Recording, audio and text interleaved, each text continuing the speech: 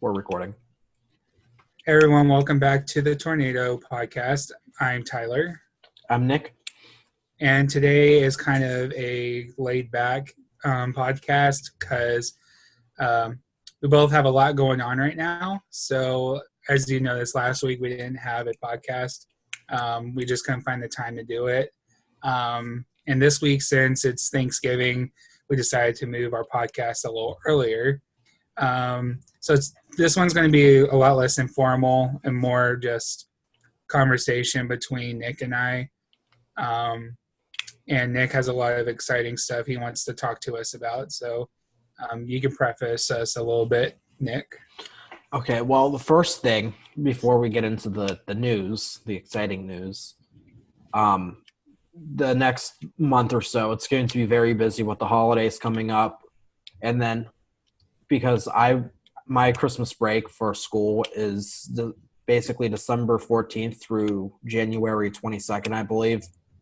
And that entire time I'm home, minus Christmas, New Year's, and January 11th through the 16th, I believe, when I'm at AMS, I will be working. So it's going to be hard for us to try to do weekly episodes just because of the way the time difference between me and Tyler and my work schedule and all that stuff. It's just going to be hard. So if we go missing for a couple weeks or so, nothing happened to us. It's just we're busy.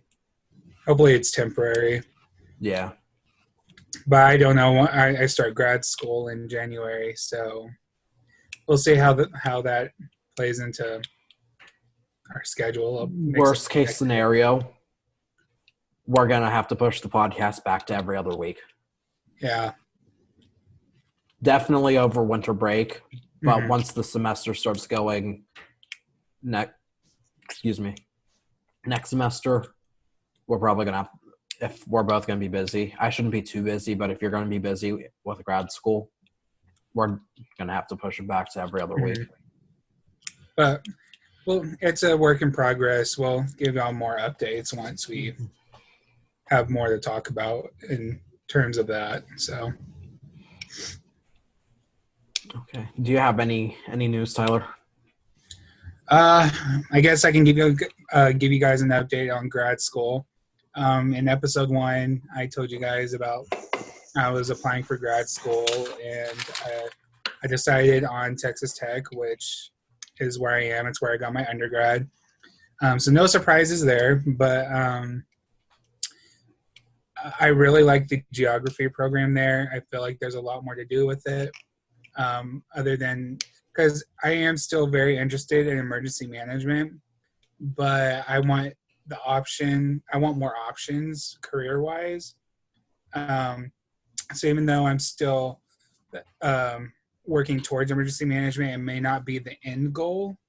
So tech, I feel like would give me a lot more variety in terms of skill or learning skills and different types of skills and how to implement them into different scenarios. I've been in contact with the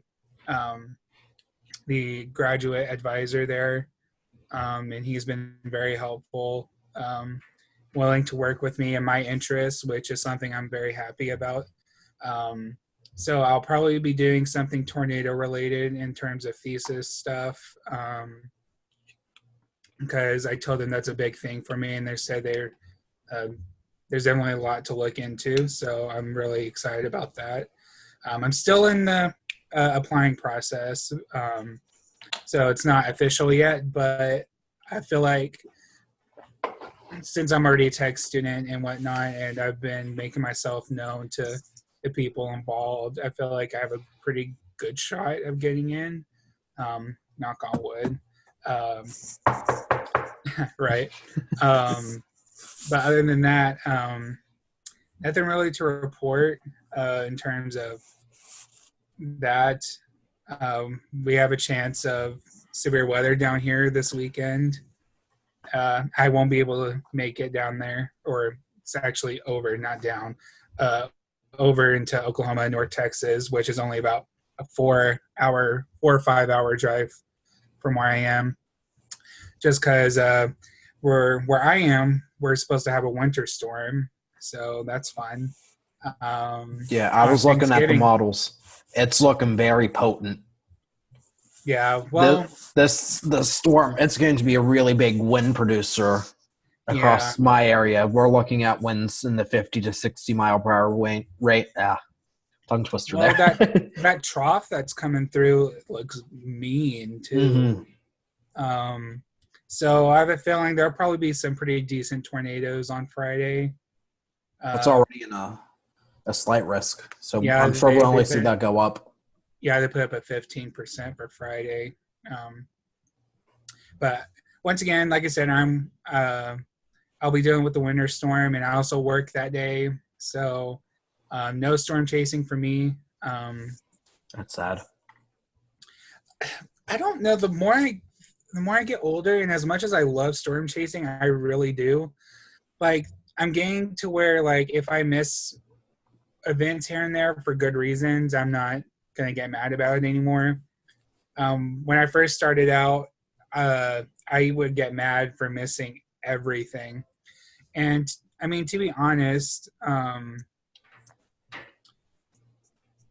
like I've missed most of the big events. Not all of them. I've been there for a couple, but all the big events like Dodge City, Chapman, Wynnewood, all those really notorious events that have occurred, I have had to miss because of school or work or whatnot. Um, and it's making it a little easier to not be so mad because I know I can't go, as opposed to choosing not to go and then something happen, which has happened before as well. So um, I don't know. Maybe it's just me getting older and getting a little bit more mature. I don't know. But if I miss a big tornado on Friday, I mean, I'll probably be sad. It'll still sting. I'm not saying it won't, but I'm not going to cry about it. If that makes any sense. Okay. My update's over. Okay, That's it. so I have some exciting news, and it is tornado related. So next semester, I will be, and now the details aren't set in stone just yet because they're still working with my advisor. But as of right now, start for next semester and the semester after that, I will be an intern for the National Weather Service in State College, and my the thing I will be doing there will be updating the tornado database for central Pennsylvania. So how that happened, I'm trying to adjust this because I feel like I have it too high or then it's too low. Do I look fine now? Yeah, you're fine. Okay. So where was I going with that? You were talking about the database. Oh, okay. So how that started off was I'll talk about how I started off doing that database, but how I got the internship was last year at Central Pennsylvania GIS Days 2018 in Harrisburg. My friend and storm chasing partner Alex was talking to Joe Saru from the National Weather Service in State College. He's the GIS coordinator for the office. And Alex told him about how I have a tornado database, and they were talking about that and stuff. And then this year, back on November 14th, I actually went to this year's conference. And when Joe saw Alex, he asked Alex if his friend, which was me, was still working on the tornado database. And obviously I am. So Alex said that I was the friend. So Joe and I talked for almost 2 hours about it. And he asked if he could get my data that I have. So I told him, of course, because what he's doing is going through on the Mississippi State Tornado Database, which they have. I might be able to pull it up on here. They have it broken down via county warning area. So let me click on, let me share my screen so you can see what I'm doing.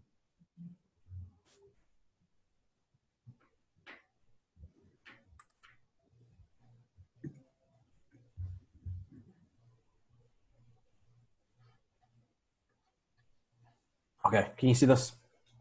Yep. Okay. So, what Joe has been doing on his free time was going through here and let's see if it loads. Sometimes it does not like to load on Safari. That's what you get for using an Apple product. Oh, but I'll just do it in Edge. How's that?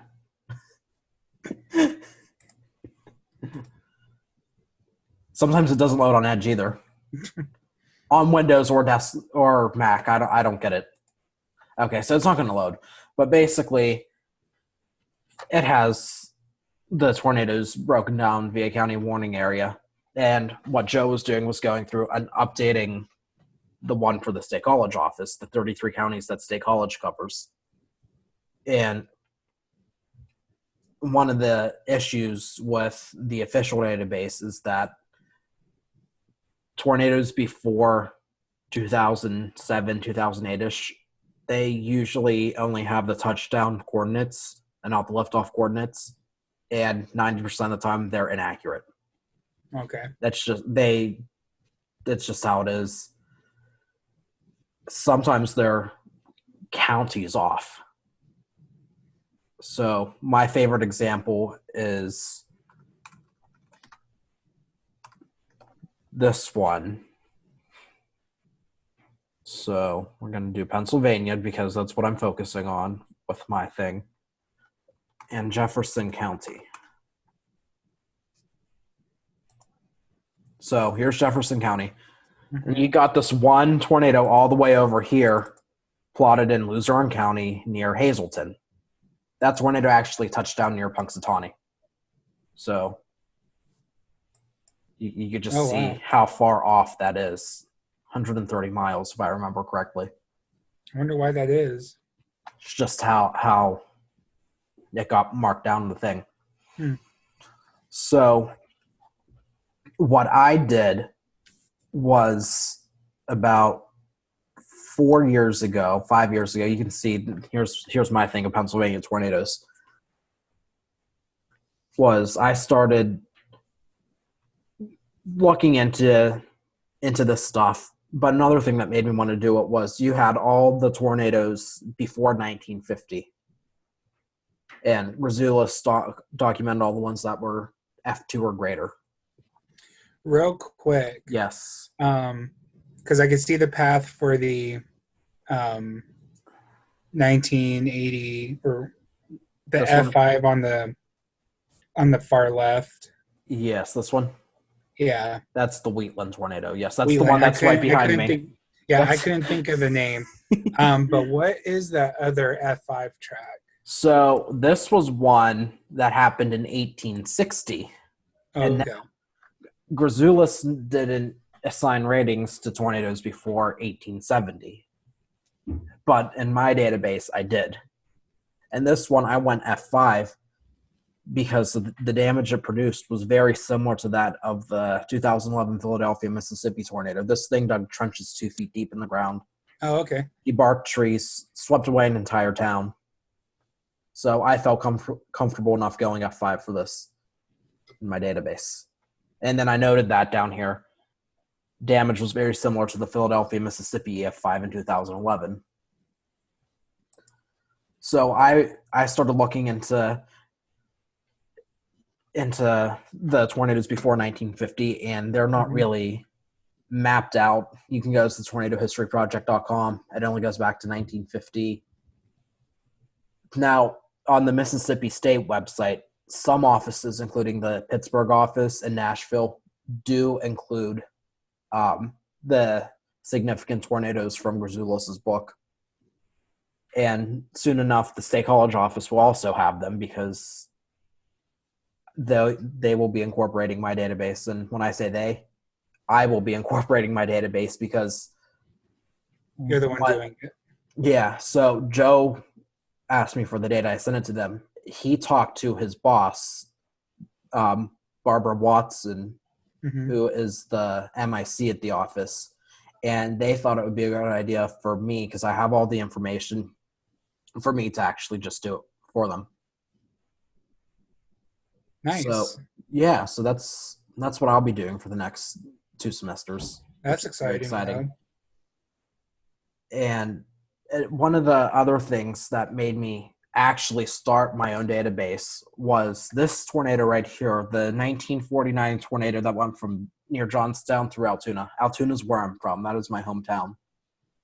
And how I figured that out, that tornado, I discovered that tornado basically was I was looking for information on the 3 official tornadoes that have hit Blair County since 1950. The Tyrone tornado, which you can see right here. Can you see my mouse cursor? Yeah. So it was this tornado right here, this one right here, 1996. This was exactly 1 month after I was born, this one. And then this one down here near Hollidaysburg in 1988.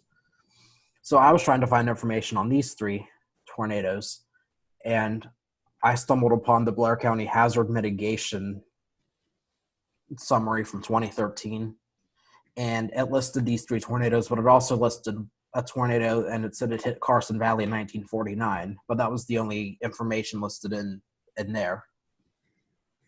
So I started looking, trying to figure out what was going on, and then I started looking in newspapers, and then I figured out that there was a tornado that hit Blair County in 1949, but then further research from the Weather Bureau documents indicated that it moved from Johnstown through Altoona, that it was at least one tornado. So I'm thinking it was probably a family of tornadoes, Mm-hmm. especially the Cambria County portion.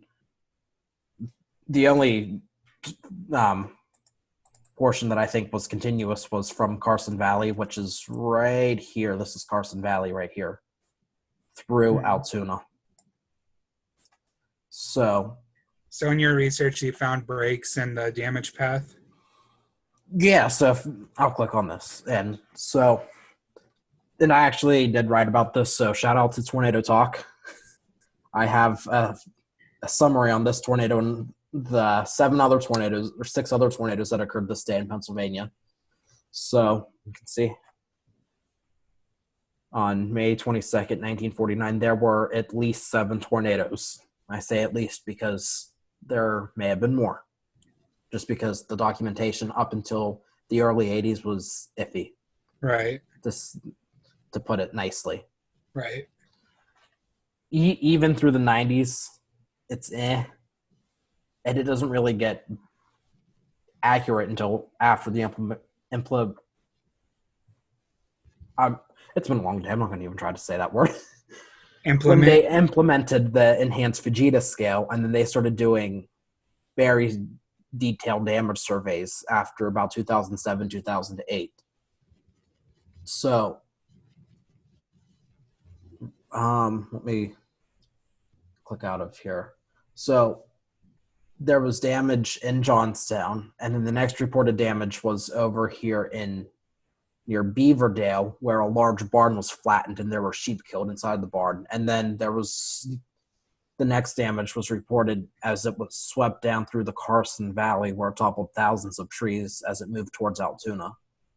So it may have been a skipping tornado, as hinted by the Weather Bureau, but I think it might have been a family of tornadoes. But just because documentation wasn't very, how do I want to Reliable. word this? The documentation wasn't very good, especially for the Cambria County segment. I couldn't really break down individual tracks, so we just have to leave it as a skipping 30-mile path, basically. Mm-hmm. And so my database includes every tornado that I could document, and I'm sure there's many that I missed. There's some that I probably left out because I didn't feel comfortable enough plotting down this tornado, just because the newspaper report was lacking details. So it goes back to 1724, which is the first documented tornado in Pennsylvania, which is this one right here. This tornado, which I assigned an F2 rating, skipped from New Garden in Chester County through Valley Forge up into Montgomery County. that destroyed barns and unroofed homes and blew down trees and stuff like that. So Real that was the quick, first. um, the infamous tornado that Ben Franklin was chasing, was that in Pennsylvania? I think I know which one you're talking about. I The have one where he was it's snapping a actually whip at it? yeah, it's actually in my book I have up here. That was in Maryland, I believe, and I don't think it was actually a tornado. It was a dust devil. Was it a dust devil? See, it wasn't very Yes, clear. because he was running. I assume it was a dust devil because they referred to it as a whirlwind, and he was right up beside it, cracking it with a whip. You're not going to do that with a tornado because it's going to suck you up. You never know. You don't know. Okay, I don't know because I wasn't there, but I assume Maybe it was a land spout or that something. it was probably a dust devil or a gustnado just because if it was a real tornado, he probably would not have been able to crack a whip at it. True. But he's also the smart guy that flew a kite with a key on top of it. That's true. That's very So who true. knows? So, yeah, very well could have been a tornado, but I think it was a dust devil. Maybe it was a gustnado, but that was in Maryland. Okay. So For some reason, I was thinking it was Pennsylvania. Go ahead. the Discord is blowing up right now, so I'm going to plug the Tornado Talk Discord right now because that's every single notification I'm getting on my computer right now. So what other questions do you have about this, Tyler? Okay. How many tornadoes have you logged in? In Pennsylvania, I want to say we're close to 1,300, if not a little over 1,300. You've written 1,300 summaries. So and this was using NCDC newspapers, significant tornadoes by Grazoulis, monthly weather reviews, which were put out by the Weather Bureau all the way back in the 1800s. We documented tornadoes all the way back then. The official database starts at 1950, but the Weather Bureau was actually documenting them well before then. It's so interesting. You bring up the NCDC. Last year, I was helping do some stuff for Tornado Talk as well. And my job was to help Jen, who we had on last time, 2 weeks ago, was helping her find information on certain events and whatnot. And a few different times, like when you compare like the NCDC, the National Weather Service, and Tom Grazoulis, a few times they were all three be different ratings. Yeah. So difficult to be like, okay, well, no one knows what rating this tornado was. So, but how did you? So on that note, real quick, this tornado right here in 1907. Now, actually, I have right here because I'm in my room this time. I'm normally not in my room. But, can't see it. It's there. It is. My copy of Significant Tornadoes. Let me just real quick. Did you get a copy? This is my new one. I've had this one since July, but I had my original copy for a couple years that fell apart. Oh. So let me flip to 1907. I'm on 1904 right now. What was the date? August 24th. That's my dad's birthday. He was born in 71, though, not in 1907.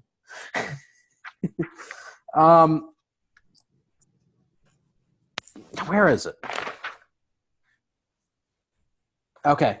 Per Grazoulis, tornado moved east near Shade and Jenners. A dozen barns or outbuildings were destroyed or damaged on 7 farms. He has a path length of 5 miles and a rating of F2. I don't know if you guys are reading this or not, but I looked at the newspapers. So I'm even fact-checking Tom Grazoulis in my tornado database. And, Tyler, we are Tom Grazoulis fanboys, but I'm not afraid to go against him whenever I find some new information.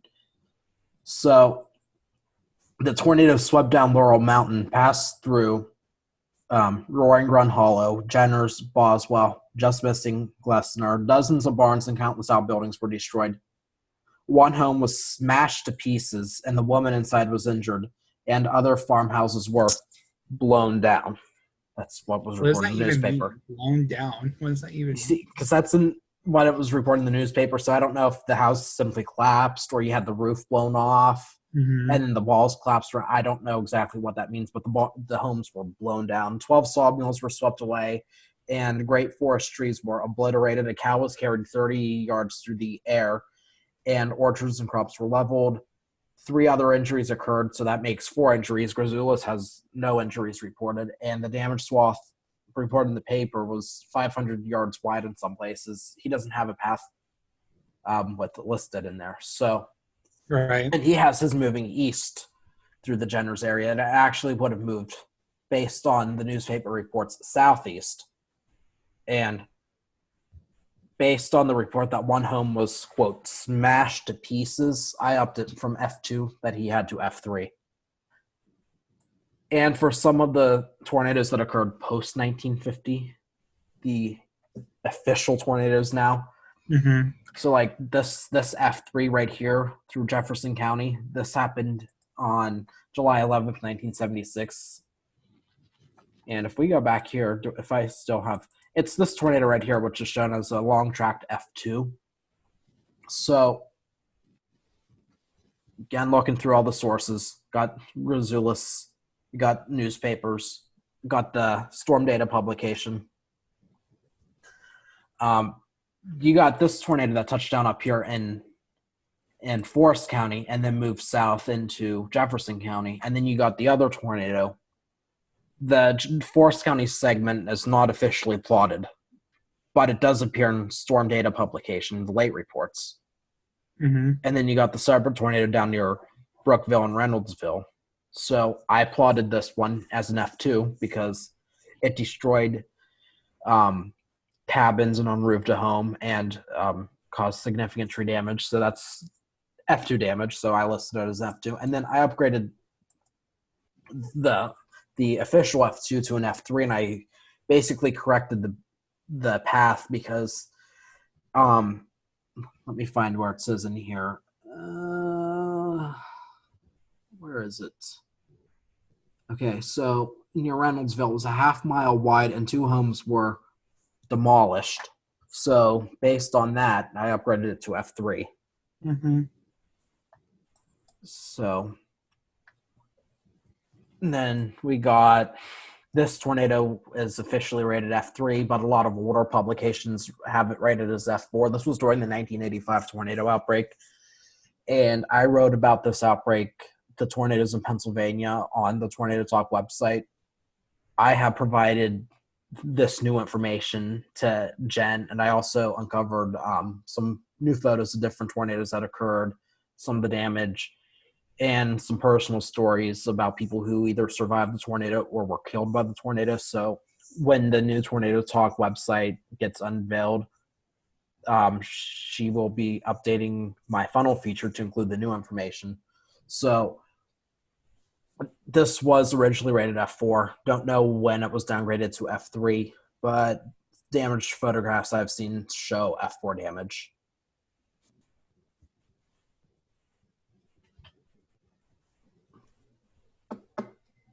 So, Tyler? Yeah. Got anything? Comments, questions? I think it's interesting that, this just goes to show like all the different, because there's a pretty varied in terms of tornado intensity over Pennsylvania. And I think that goes to show that, a lot of people, I think, make the misconception that, the Northeast doesn't get as many strong tornadoes as, your more traditional, Yes. Do you see more this? traditional tornado alley prone areas.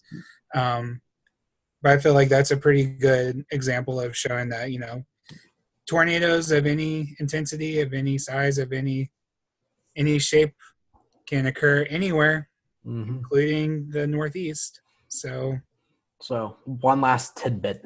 So I started branching out and doing other states Although I need to start going through the newspapers and the monthly weather reviews for the other states. But basically, what I did was I used significant tornadoes back to 1680. So when this goes to 1680, or is it 1660? It's 1680 to 1991. So back to 1680. And the NCDC and the SPC, all those things. And I started updating the other states. So I finished North Carolina from,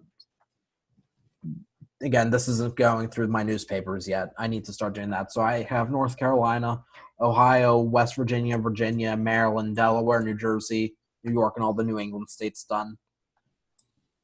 I started working on Indiana, and then back in the end of September, the NCDC site was down for maintenance. So I was kind of on a tornado mapping kick. So I started just going through significant tornadoes, and I started doing Illinois and Kentucky.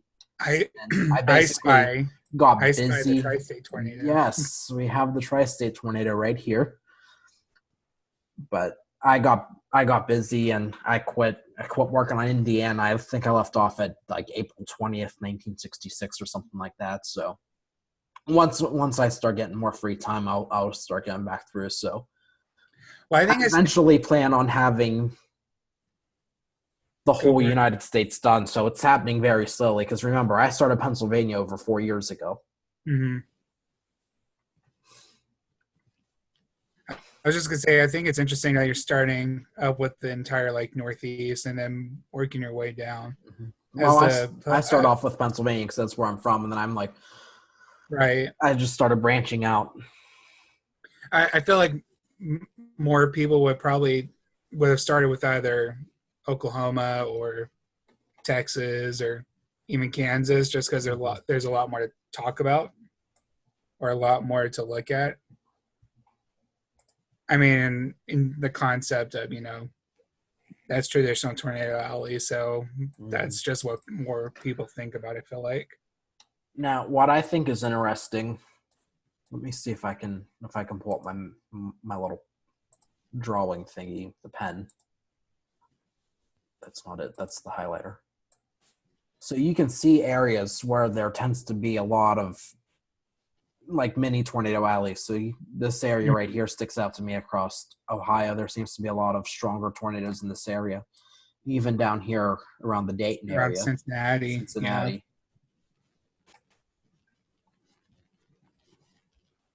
I can't zoom in. That's because I still have whoa.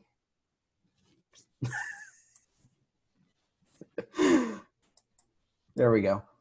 And then even just for Indiana, I think it's interesting. Gibson County, and so this is just based on significant tornadoes in the storm data publication. Gibson County seems to be a tornado magnet just based on the little bit of stuff that I've done so far for Indiana. Mm-hmm. So it's interesting to look and see where these hotspots tend to set up. A lot of them do have a population bias. So one of the things I actually did was,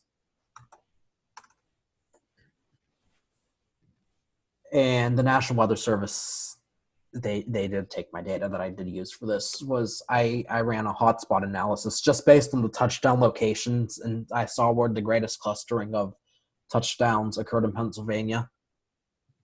You can see there tends to be a fairly decent population bias. Yeah. Harrisburg and Philly have the most. Right. Now this is just there's more people to see it. This doesn't include the entire tornado track because you see this empty area right here. Mm-hmm. A 2.5 mile wide F4, probably F5 tornado swept through here in 1985. But this is just based on the touchdown locations. And another thing, and this was actually pointed out to me by Joe Saru from the National Weather Service when he looked at this. A lot of people think tornadoes can happen in the mountains. The mountains seem to amplify some of the tornadic activity. Yeah, you can for see, sure. I zoomed in. I don't want to zoom in. So you can see right here along the base of the mountains from Williamsport, State College, Altoona, Bedford. And then right here along, it's kind of hard to make out just the way the coloring is, but the mountains, you can see them down here, but you can see right here. So this is Chestnut Ridge, which runs from near Morgantown up through Fayette County, Westmoreland County to Indiana County right here. Mm-hmm. And you can see, looking at the hot spots right there along the base of it, there tends to be a lot of clustering. So the mountains do play a role in tornado development. So basically what happens is, and I know this happens for me living in Altoona, we do get a lot of these mini supercells that start to rotate as they come down off the mountain, because what happens is the mountains enhance the stretching. And so you get the rotating updraft, and as it traverses the mountains, you get that stretching, which can drop a tornado if the conditions are right.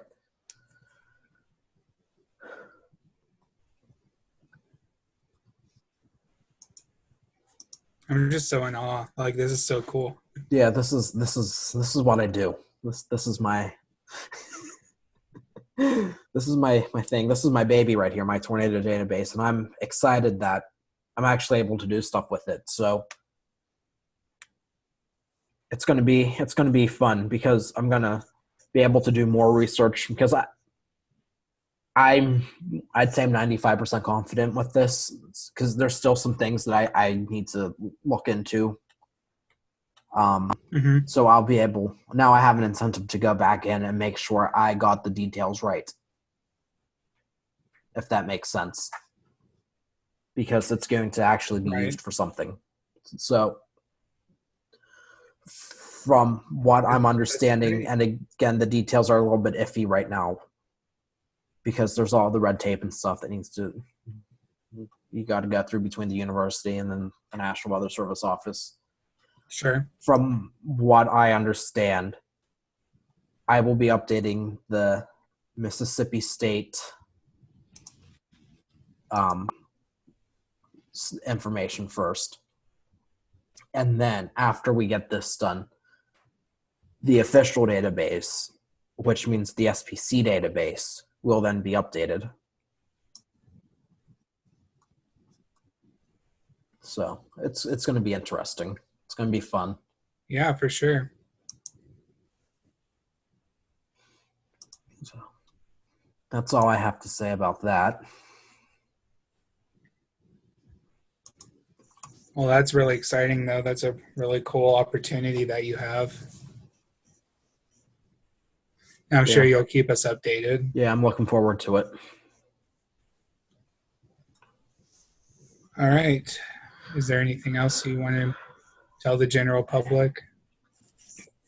Yeah, just one more time, for those of you hardcore listeners that actually sit through us rambling on for however long we ramble on for, because sometimes it's 2 hours long, which we're going to try not to do that again, because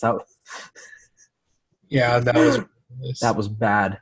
But the next 2 months, it's going to be a bit hard with the holidays and Christmas break and work and all that stuff. It's going to be a bit hard trying to keep the podcast on a regular schedule. So we might go missing. I need to grab my laptop charger. It's about to die. Okay, I'll just wrap up what I'm saying, and then you can come back. So we're gonna